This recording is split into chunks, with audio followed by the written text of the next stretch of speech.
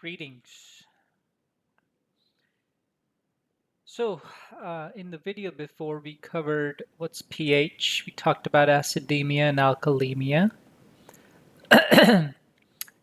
We talked about processes that contribute to acidemia and alkalemia, and the processes are acidosis and alkalosis. And then we talked about human body and about metabolic side and the respiratory side, uh, bringing either acid or alkalosis and contributing to the overall pH of the body, which would determine how acidic the body is, acidemia, or how alkalemic the body is, alkalemia. And so we talked about acid bases in human body. Um, we talked about why it's important. And then we did some simple stuff, which is if what's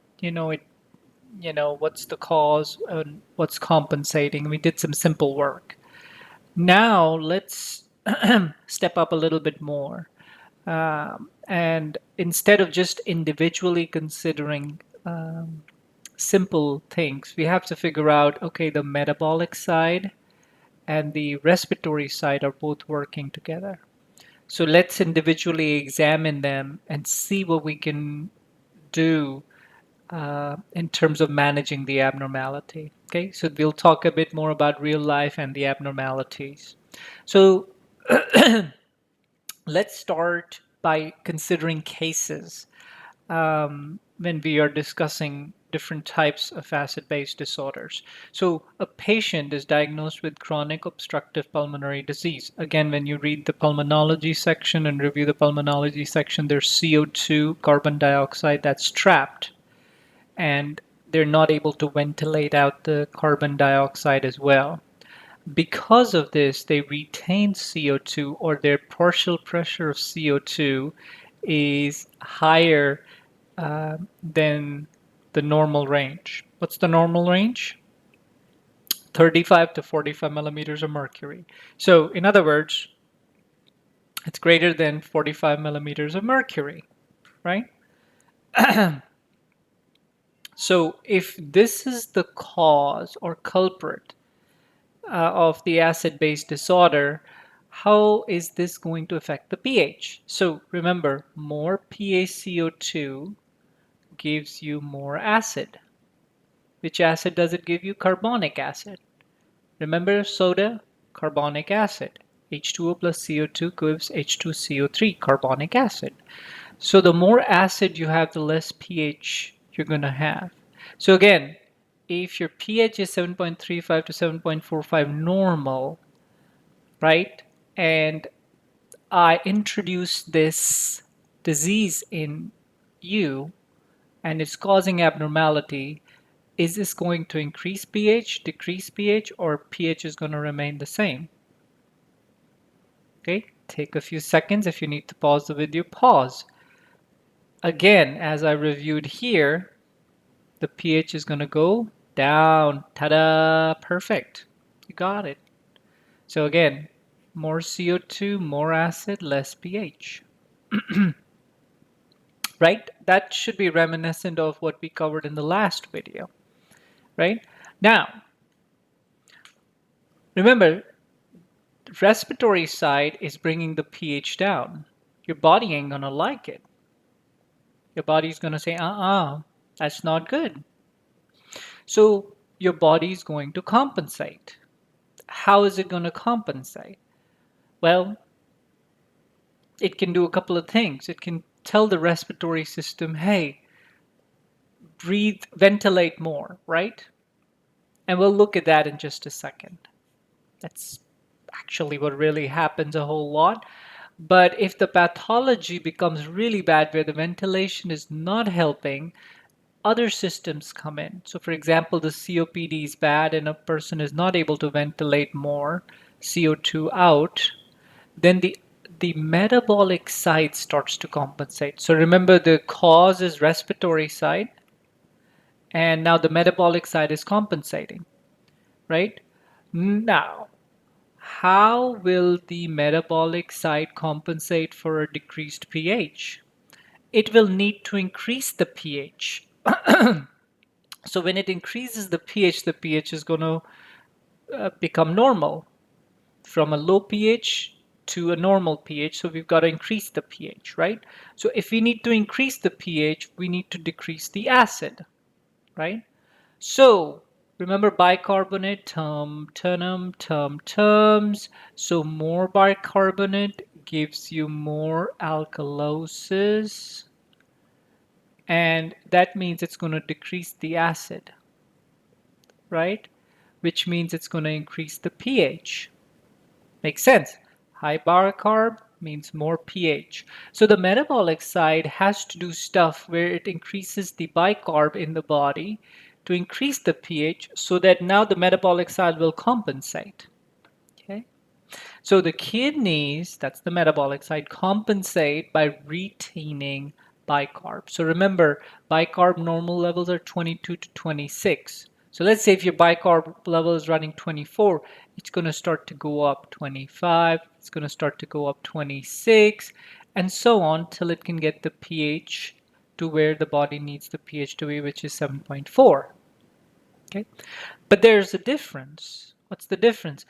Well, lungs compensate immediately. So in other words, my lungs, I can go, so I'm compensating immediately, right? Takes a day for full compensation, but I can start the process pretty quickly. Kidneys, though, they take a longer time to act. So in other words, they start, but they start slowly, and they take a longer time to compensate. Okay, so let's say you have low pH, which is acidemia, right? And the cause is high PaCO2. So it's respiratory side that's bringing in acid. That's the cause. Okay, so what one can do is one can say, okay, is this something that's acute, or did it happen acutely, or is it something that's chronic, that's been going on for a while? And I can make a determination. Why and how? I look at the bicarbonate. So if the patient's bicarbonate is not appropriately compensating or higher and compensating for the pH decrease that's brought upon by the respiratory process, that means the kidneys have not had time to compensate. That means it's an acute process. Okay? And that's when the bicarb is not compensating. If the bicarb is compensating and is at least trying to compensate, right, that means the kidneys have had time to compensate. And it will compensate by increasing the bicarb, right, for respiratory acidosis. That would tell me what? That the kidneys have had time. This is a chronic issue. Okay? In which case would the pH be more extreme? Well, here the bicarb is compensating, so the pH will have less extreme values or less variability. Here, the bicarb has not kicked in, so the pH is going to be extreme. It's going to have lots of variability. Okay? You with me on this? So here you had an idea of, so far we've looked at respiratory acidosis being the cause, how it affects the pH and how the metabolic side compensates, and how the compensation can help us determine whether the respiratory acidosis was acute or chronic. Okay. Now, whenever you're thinking of respiratory acidosis, think of anything that is causing hypoventilation. Hypo less, ventilation, decreased blowing off of CO2. I say opioid overdose, hypoventilation. Chronic obstructive pulmonary disease. Well, I'm breathing, but it's not blowing off CO2. Asthma. I am breathing, but it's not blowing off CO2. Okay? That's the big cause. Symptoms. As CO2 goes up, Okay? Think of increased CO2 levels like a narcotic. It makes you lethargic. Right. That's something that's a bit of a surprise, right? But CO2 makes you lethargic. Okay? Treatment.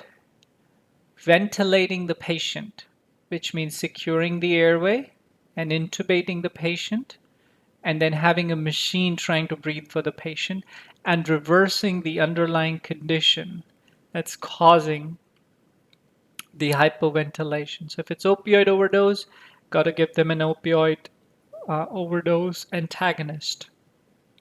If it's asthma, I got to manage their asthma. Okay, you with me so far? Perfect. Let's keep going. So let's say if I have an opioid overdose that comes to the emergency department with a respiratory rate of 2 and arterial blood gas of pH as 7.33, PaCO 247, and bicarb is 24. Remember, we have a video on interpretation, so we're just looking at it from a general perspective. So again, the pH is less, right? And the PaCO2 is high, and the patient is hypoventilation, right? Now the bicarb has not had a time to go up. Remember, this is 22 to 26, this is 35 to 45, and this is 7.35 to 7.45. So what does that tell me? That means it's an acute process, and this is the respiratory side that's bringing in the acid, and the overall pH is acidemic. So it's acute respiratory acidosis, right? Perfect. Now, I'll give you another example. Let's say you have a chronic COPD patient, chronic obstructive pulmonary disease. It's a chronic process. pH is 7.34 and PaCO2 is 46. So again, 7.35 to 7.45, right? So pH is down, so it's acidemia. Okay? PaCO2 is 35 to 45, so it's elevated. Now the bicarb here has gone up as well. What does that tell me? The kidneys have had time to compensate for the respiratory acidosis. So this is chronic respiratory acidosis. You guys see the two examples? Okay, perfect. Now, this is uh, the part where this is a high yield part of what we're going to discuss. So in other words, you see a lot of questions on your board exams and high stake examination that are based on what we're going to talk about next. So I want you to commit the following to memory and pay close attention. Okay, and that is, how do our interventions change ABGs, arterial blood gas? So let's say a patient came in with acute asthma exacerbation. They were intubated and put on a ventilator. What the heck does that mean? So this is my lungs, right? They're having difficulty breathing. So first thing is I put a tube down their respiratory tract. Okay, that's usually called an endotracheal tube, and it keeps the airway open. Okay, it's our airway, it maintains the airway. That's all it does. That's connected to a tubing which is connected to a machine which is called the ventilator. What does the ventilator do? The ventilator creates pressure changes, and that leads to movement of air. So this changes pressure, and essentially, if you think about a balloon and how you inflate a balloon, right? That's what this is.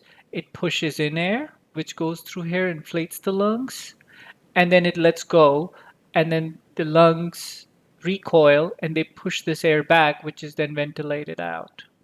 Okay? That's essentially what a ventilator is. If you've ever inflated a balloon, you've basically done a ventilator job. So that's what we mean when a patient is intubated. We have an artificial airway, such as an endotracheal tube, put in, and they are put on ventilators. In other words, the machine that pushes the air in and lets it come out is then connected to that artificial airway. Now, with this, we can actually manage patients' arterial blood gas. Now, remember with arterial blood gas, what are the components? There's pH, PaCO2, bicarb, and PaO2. So the two areas that we manage are PaCO2 and PaO2. And by virtue of us managing PaCO2, we can also change the pH.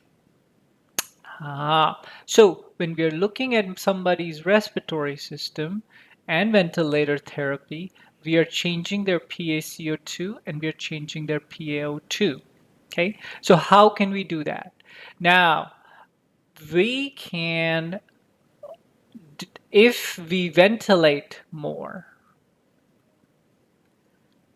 we decrease the CO2, PaCO2, because we have them blow off more CO2, right?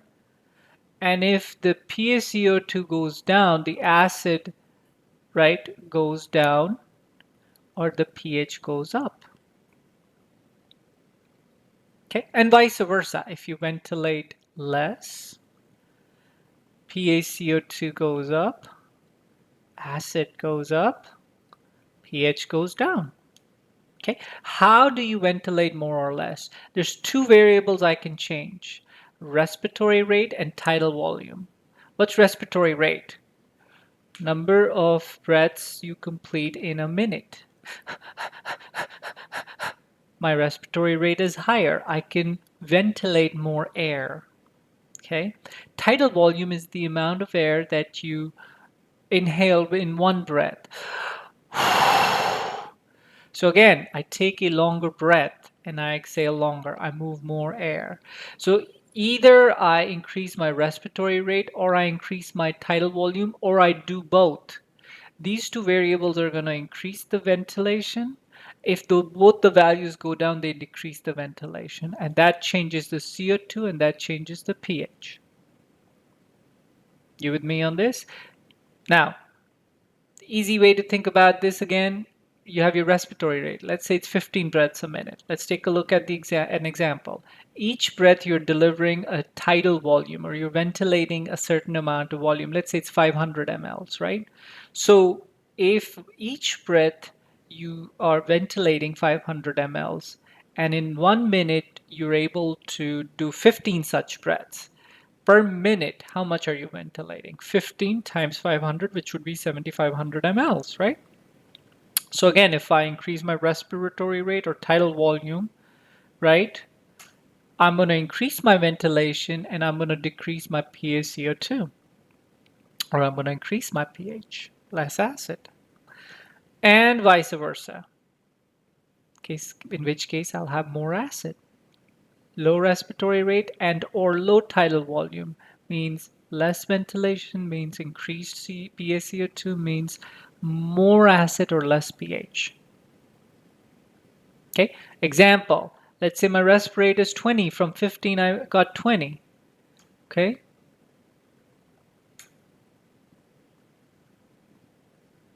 okay, and my tidal volume, okay, was 500, and let's say this is 600, so I'm going to increase both. Okay, so I'm just do the math here, right? So here, right, we had 7,500 ml, and then if I do 20 and 600, then how much do I have? I have 12,000 ml that I'm ventilating, right? So again, 12,000 is more than 7,500 ml, right? So I ventilated more, and if I ventilated more, my CO2 went down. Okay, good, perfect. So what are the questions? So that's CO2. What's PaO2? Remember, that was the other thing we didn't talk about. So my partial pressure of oxygen can be down as well. And there's two interventions that can help me with this. I increase the FiO2. What's FiO2? It's fraction of inspired oxygen. And that's the percentage of oxygen.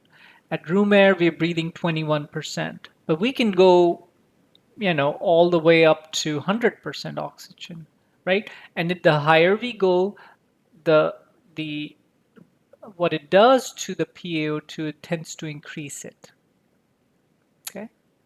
If we go down on it, the PaO2 is going to go down. Okay. There's another additional thing that we can do with this add PEEP. What's PEEP? Peak, expiratory, and pressure. So in other words, let's say I inflate a balloon, okay? And then these are my lips, okay? I inflate a balloon and then I let go of the balloon, okay? What happens? All the air escapes and the balloon deflates. Now, second case, again, I inflate the same balloon, my lips, right? The air goes in, and this time when it's deflating, when there's a little bit of air in the balloon, I pinch the bottom of the balloon. That means there's still a little bit of air that remains in the balloon, or there's a little bit of pressure that still remains in the balloon. This, if you understand this, you understand the concept of peak expiratory end pressure. Essentially, a ventilator pushes a bunch of air in, and then it lets go. So that means the air passively comes out and the lungs get deflated. However, if the ventilator pushes in a bunch of air and only lets out most of the air but keeps a little bit of air still in there, a little bit of pressure still maintained in the airway, that end pressure is called peak expiratory end pressure. That helps with alveoli remaining inflated and helps with PaO2 going up, or partial pressure of oxygen going up. Okay, so the key take-home point is what? If I want to increase PaO2, I got to go up on either FiO2 or add PEEP. Okay, that's one. And if I want to go down on PaCO2, I have to ventilate more. In other words, increase my respiratory rate and or increase my tidal volume. Okay. Once you understand this concept, let me share with you how you'll see questions show up. So a patient is intubated and this is the arterial blood gas. 7.33 is the pH. PaCO2 is 48 and bicarb is 25 and PaO2 is 70. So right off the bat, pH is down, PaCO2 is up, and PaO2 is down. Why is that? Because PaO2 normal has to be greater than 80, right? So it's 80 to 100, right? Now, if I were to manage the PaCO2 and I need to bring it down, what are my two interventions that can bring the PaCO2 down? That is going to be increasing my respiratory rate and increasing my tidal volume. These are the two tools in my toolbox. When I bring the PaCO2 down, my pH is going to go, think about it. Confused?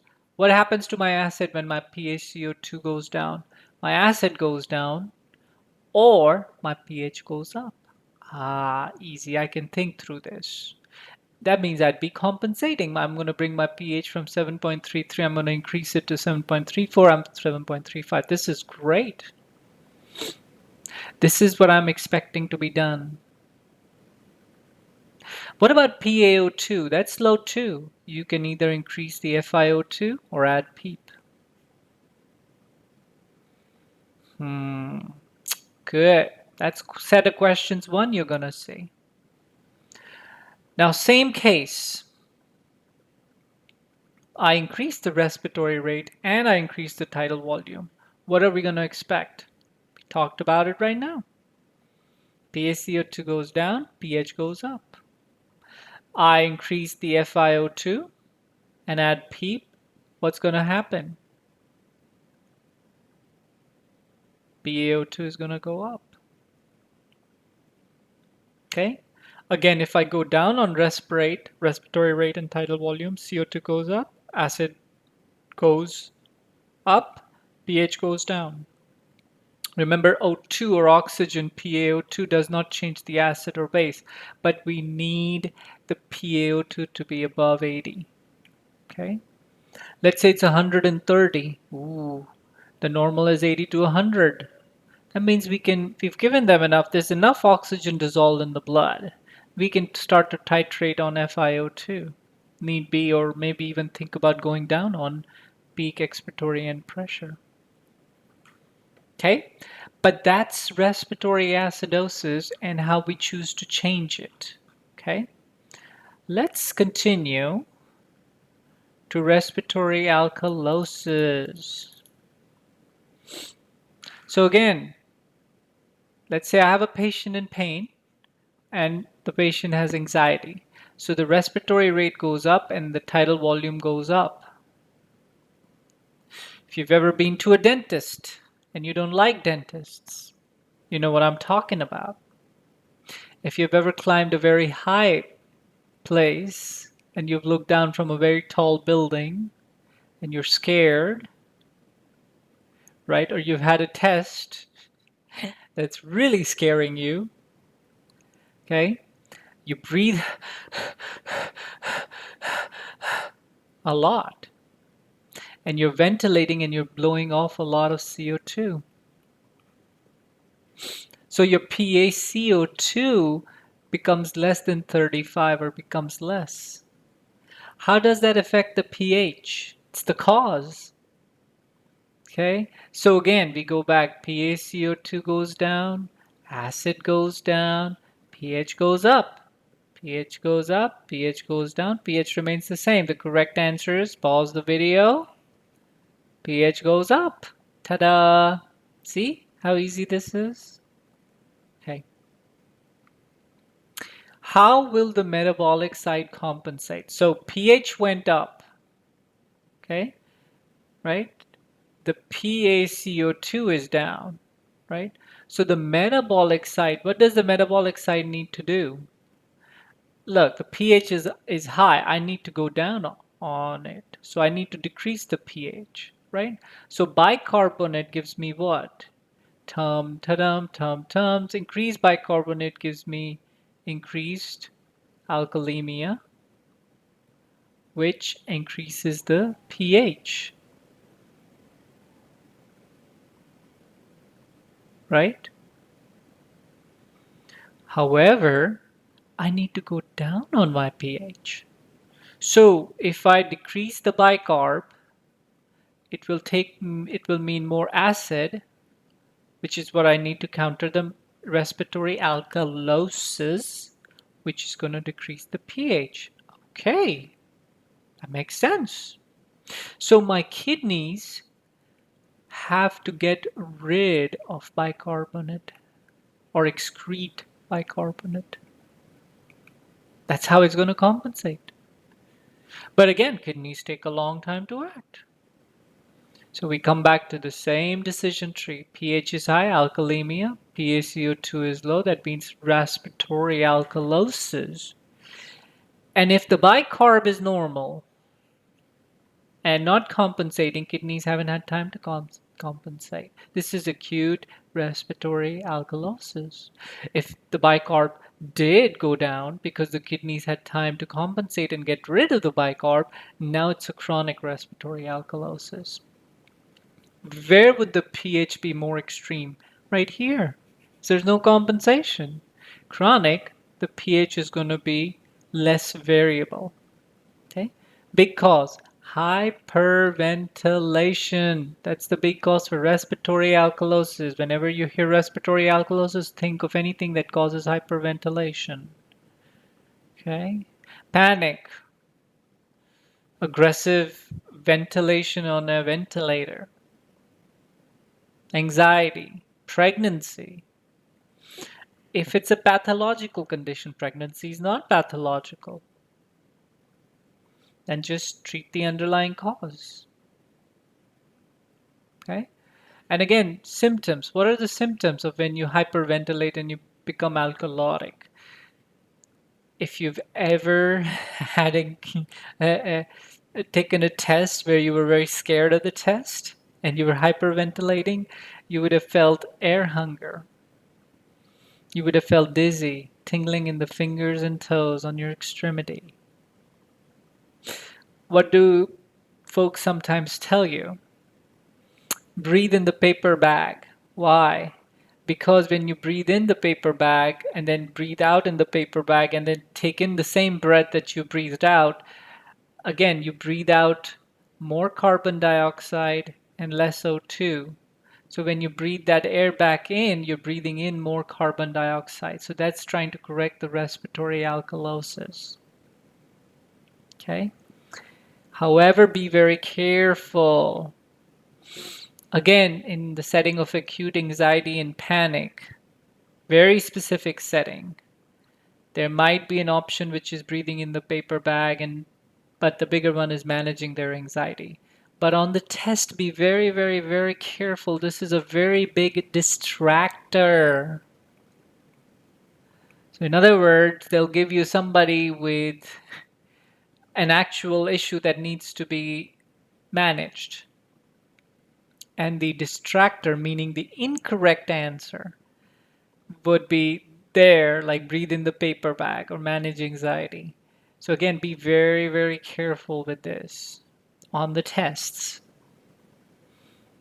Patients are very anxious, and turns out, they've thrown a pulmonary embolus. That's not the time to have them breathe in the paper bag. That is an emergency. Okay? Right. So let's take a look at some arterial blood gases. Let's say 7.47 pH, which is high. PaCO2 is 33, low.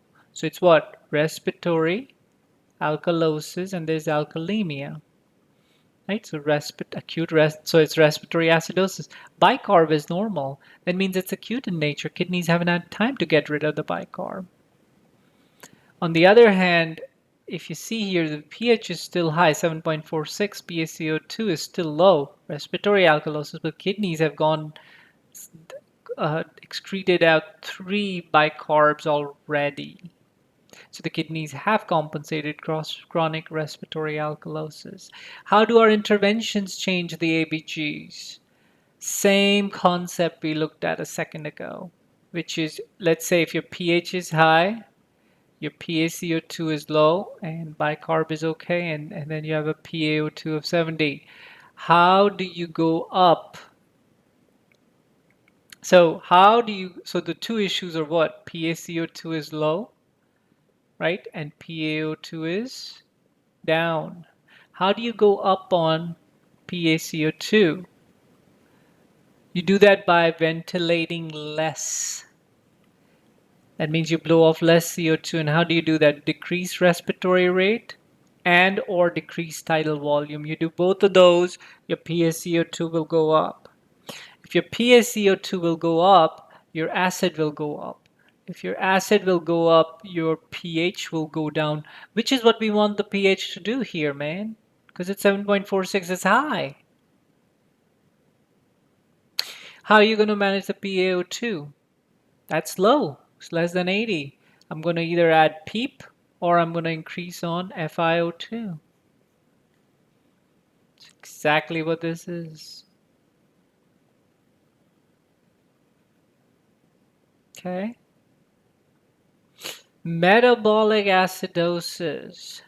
Let's talk about that. Now the pH is less because again it's acidosis, but the cause is the metabolic side. So you have acidemia, but it's because the bicarb is low. So remember, more bicarb equals more Tums means more alkalosis. However, if it's low, it's bringing in acid. So the metabolic side is bringing in acid, which is causing the pH to be low. Okay. All right. So what are the two reasons one can have low bicarbonate? I can lose bicarbonate. I have diarrhea, I lose bicarbonate. I become metabolic acidotic. The other one is I start to, there's something that I add on the metabolic side, and that something has acid in it. So it could be endogenous. For example, I am a diabetic, type 1, and I decompensate and I get something called diabetic ketoacidosis. I have ketones.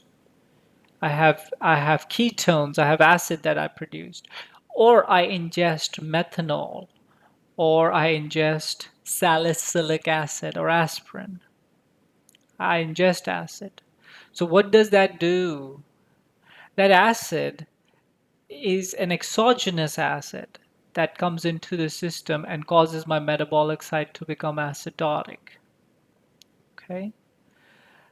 So the question is, how do I tease out which one do I have? Okay? And for this purpose, we have to look at something called an anion gap.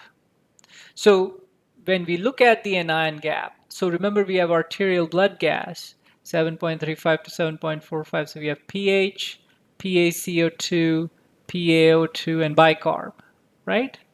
I have these values.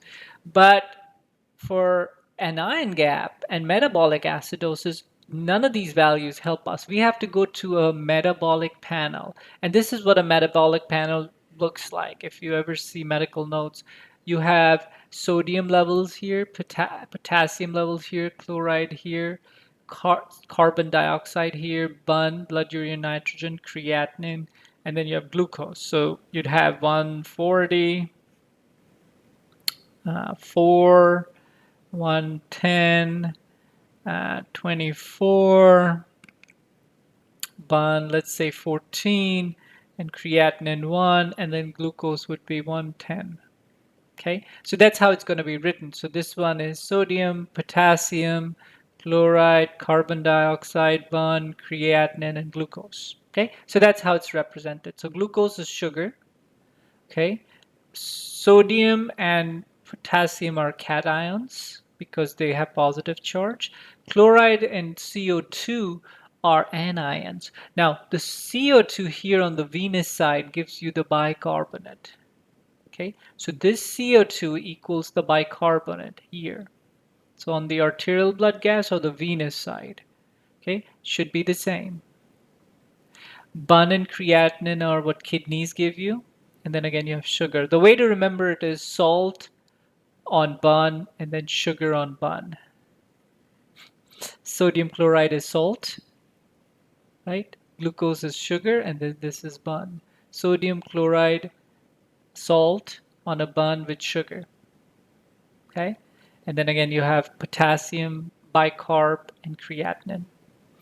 So we have to look at a metabolic panel and a completely different set of numbers to give you an anion gap. And that is sodium plus chloride, minus chloride plus bicarb. So we add chloride and bicarb, which is CO2 here in this metabolic panel, and we subtract it from the sodium.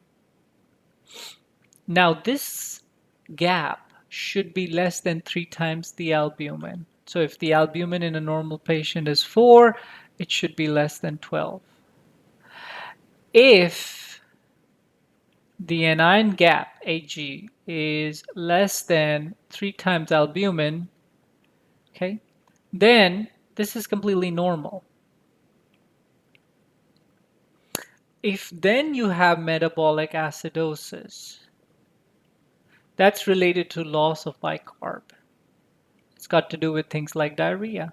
So this is called non-anion gap metabolic acidosis. Okay.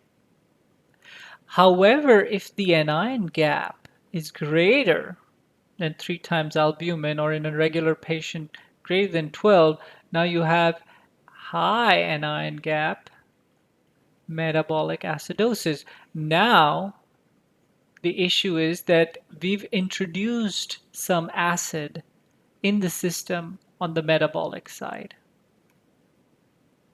Okay? And that acid could either be something that we've ingested or that has been created. So remember diabetic ketoacidosis, or ingested like salicylic acid. Okay? And essentially what happens, so remember this is the anion gap, right? So if we ingest an acid or if we create some more acid, what happens is the bicarb connects with the hydrogen ion of that exogenous acid and makes water and carbon dioxide, which gets eliminated by the lungs.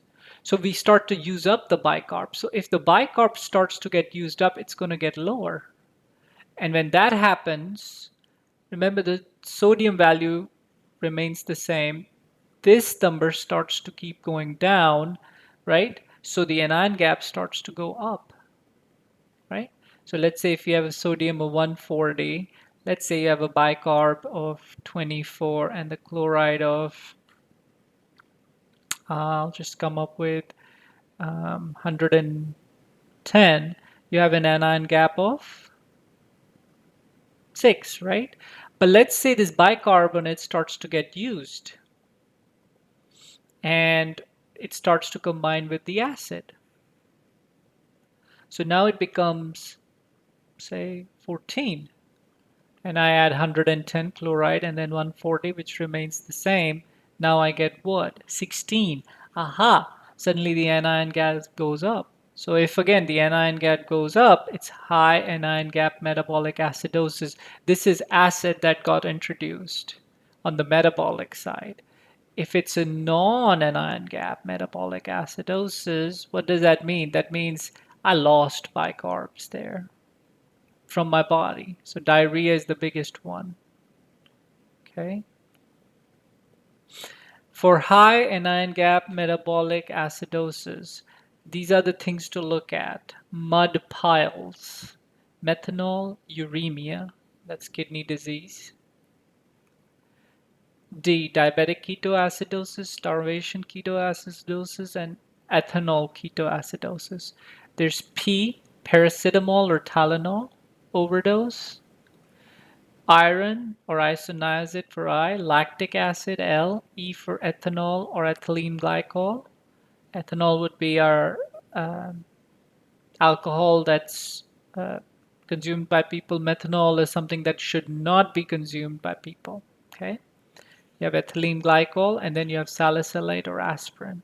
Okay, so that's actually your metabolic acidosis. So we completed respiratory alkalosis and metabolic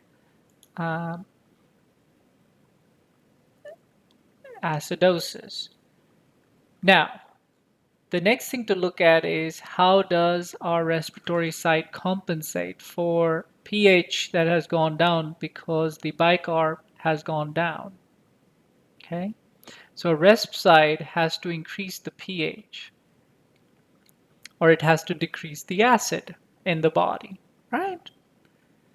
And you decrease the acid by decreasing the amount of CO2. How do you decrease the amount of CO2?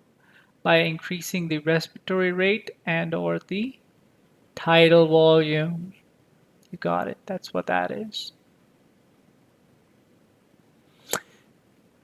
Diabetic ketoacidosis. You'll read about Kussmaul's breath. That's what that is. You're trying to blow off the acid on the respiratory side. Okay. Symptoms. Symptoms of underlying disease. Treatment. How do you treat it? How do you treat metabolic acidosis? You support the respiratory side and manage that so that they can blow off CO2. Again, treat the underlying disease. That's why one diagnoses the disease with mud piles. Some diseases one may consider use of sodium bicarbonate, and then worst case scenario, of course, dialysis. Okay. Last but not the least, metabolic alkalosis. pH is high and bicarb is high, and this high bicarb causes alkalosis, which is causing alkalemia. How is the respiratory side going to compensate in this example? Okay, respiratory alkalosis with hypoxemia. PaO2 is low. What is the PaCO2? What does the PaCO2 need to do? What's the respiratory side going to want to do? Decrease the pH, increase the acid, Increase CO2. And how's it going to increase the CO2? By retaining CO2. How? By not blowing it off. So the tidal volume and rest rates are going to go down. Well, then what about PaO2? Well, we can correct it by increasing the percentage of oxygen given or adding PEEP. Okay? When you're given respiratory alkalosis, the next step is to look at the urine chloride. If it's low, it's generally dehydration, either due to diuretic or vomiting. Remember, diarrhea, even though you're dehydrated by diarrhea, diarrhea gives you metabolic acidosis, not metabolic alkalosis. Sorry, that was a mistake. This is metabolic alkalosis. You're given metabolic alkalosis. Look at urine chloride. If urine chloride is low, that tells you the person is dehydrated, but not but they don't have diarrhea. They're either using diuretics or they're vomiting. Now this is chloride responsive or contraction or volume responsive metabolic alkalosis. In other words, you give them normal saline and you watch their metabolic alkalosis correct. And of course, you manage the underlying disease. Okay? If the urine chloride is high, then it's not dehydration because of diuretic or vomiting. It's hypertension and other disease. And again, diagnose and treat the underlying cause. Okay? And that's called chloride resistant metabolic alkalosis. Okay? Because you don't give them normal saline with chloride in it. It's not going to change anything. Okay? So let's go ahead and do a quick recap. So what did we talk about here? We talked about different kinds of acid-base disorders. We covered 6: acute respiratory acidosis, chronic respiratory acidosis, acute respiratory alkalosis, chronic respiratory alkalosis. We covered metabolic acidosis. We covered high anion gap metabolic acidosis, non-anion gap metabolic acidosis. And then last but not the least, we covered the chloride responsive metabolic alkalosis and chloride resistant metabolic alkalosis. Okay, we looked at symptoms, how to do treatment. We looked at how the other side compensates. And last but not the least, we also looked at how our interventions, especially on the respiratory side, change our PaCO2 and PaO2, and that PaCO2 change, how that changes the pH, and how we can use those tools to further our objective, which is to make sure our patient's pH remains within certain levels and the patient gets time to get better.